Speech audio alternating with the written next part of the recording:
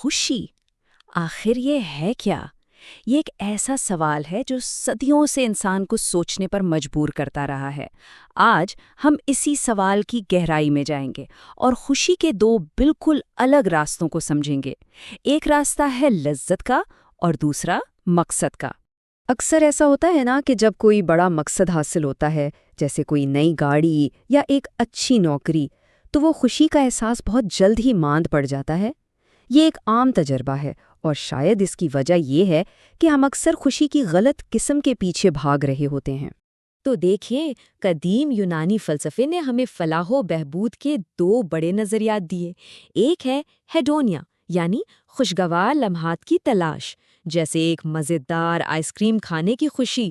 دوسرا ہے یودائمونیا، یعنی ایک بامقصد اور بھرپور زندگی گزارنا۔ یہ وہ اطمینان ہے جو کسی مشکل چیلنج کو پورا کرنے کے بعد محسوس ہوتا ہے۔ تو چلیں ذرا وقت میں پیچھے چلتے ہیں اور دیکھتے ہیں کہ عظیم یونانی فلسفیوں نے خوشی کے اس فن کے بارے میں کیا کہا تھا، کیونکہ یہ کوئی نیا خیال نہیں ہے بلکہ ایک قدیم حکمت ہے جو زندگی کو دیکھنے کا ایک گہرا زاویہ دیتی ہے۔ یہ لفظ یودائمونیا خود میں ایک پوری دنیا ہے۔ یہ صرف خوشی کا لفظی ترجمہ نہیں ہے، یہ دو لفظوں سے مل کر بنا ہے، یو یعنی اچھا اور دیمون یعنی روح۔ تو اس کا اصل مطلب ہے اپنی بہترین صلاحیتوں کے مطابق جینا۔ یہ انسانی نشو و نما کا ایک نہ ختم ہونے والا سفر ہے۔ اور دیکھیں، عظیم فلسفی ارسطو نے اسے کتنی خوبصورتی سے بیان کیا ہے۔ ان کے نزدیک یودائمونیا صرف کوئی احساس نہیں تھا بلکہ ایک عمل تھا۔ یہ اچھی زندگی گزارنے اور اچھے کام کرنے کا نام ہے، یعنی یہ ایک فعال طرز زندگی ہے۔ تو یہاں ایک بہت اہم فرق سمجھنے کی ضرورت ہے۔ لذت ایک لمحاتی احساس ہے، یہ آتی ہے اور چلی جاتی ہے، لیکن یودائمونیا ایک مضبوط درخت کی طرح ہے جس کی جڑیں گہری ہوں، جو ہر موسم کا مقابلہ کرے۔ یہ ایک معروضی حالت ہے، چاہے اس لمحے خوشی محسوس ہو رہی ہو یا نہ ہو۔ ارسطو نے تو صرف لذت کے پیچھے بھاگنے والی زندگی پر بہت سخت تنقید کی۔ ان کی یہ مثال بہت طاقتور ہے کہ ایسی زندگی انسان کو جانوروں کی سطح پر لے آتی ہے جو صرف فوری تسکین چاہتے ہیں، جبکہ انسان کی صلاحیت اس سے کہیں زیادہ ہے۔ اچھا، تو کیا یہ سب صرف پرانی کتابوں کی باتیں ہیں؟ جی نہیں، بالکل نہیں۔ آئیے دیکھتے ہیں کہ آج کی سائنس اس بارے میں کیا کہتی ہے، کیونکہ اب ہمارے پاس اس قدیم حکمت کو سمجھنے کے لیے سائنسی اوزار بھی موجود ہیں۔ اس سائنسی خاکے کو خود ارادیت کا نظریہ یا سیلف ڈٹرمنیشن تھیوری کہتے ہیں۔ اب یہ نام تھوڑا مشکل لگ سکتا ہے، لیکن اس کا مطلب بہت سیدھا ہے۔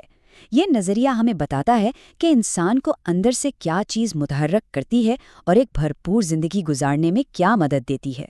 اس جدید خاکے کا پہلا حصہ یہ سمجھنا ہے کہ زندگی میں کون سی چیزوں کا تعاقب کیا جا رہا ہے، کیونکہ ہر مقصد ایک جیسا نہیں ہوتا اور ہر منزل ایک جیسی خوشی نہیں دیتی۔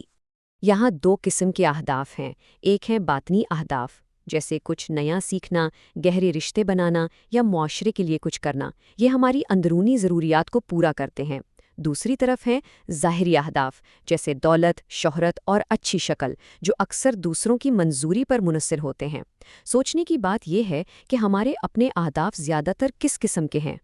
لیکن کہانی یہاں ختم نہیں ہوتی۔ صرف کیا اہم نہیں ہے، اتنا ہی اہم اس خاکے کا دوسرا حصہ ہے، یعنی وہ سب کچھ کیوں حاصل کرنا ہے۔ ہمارے ارادوں کے پیچھے کی اصل وجہ کیا ہے؟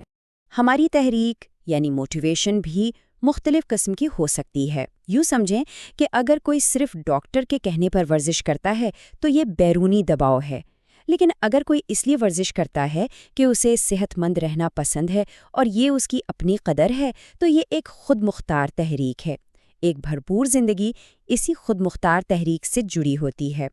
اب ان دونوں حصوں کو، یعنی ہمارے اہداف اور ہماری تحریک، ان دونوں کو جوڑنے والی ایک بہت اہم کڑی ہے، اور وہ ہے آگاہی، جسے ہم مائنڈ فلنس کہتے ہیں۔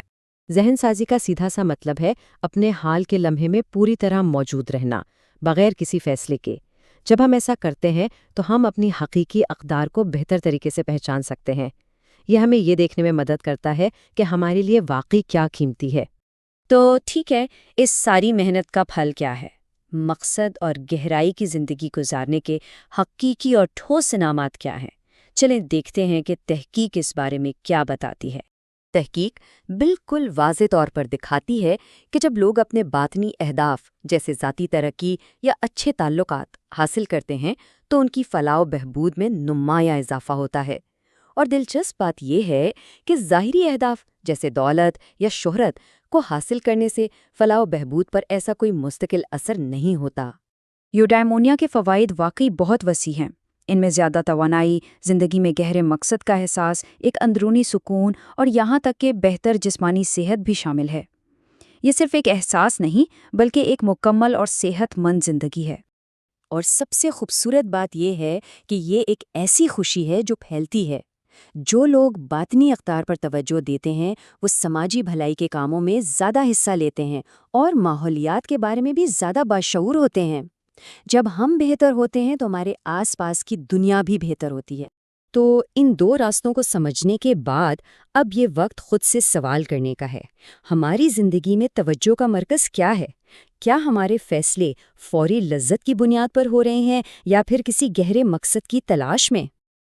آخر میں یہ ایک طاقتور سوال ہے جس پر غور کرنا چاہیے۔ زندگی لذت کے لیے بنائی جا رہی ہے یا مقصد کے لیے؟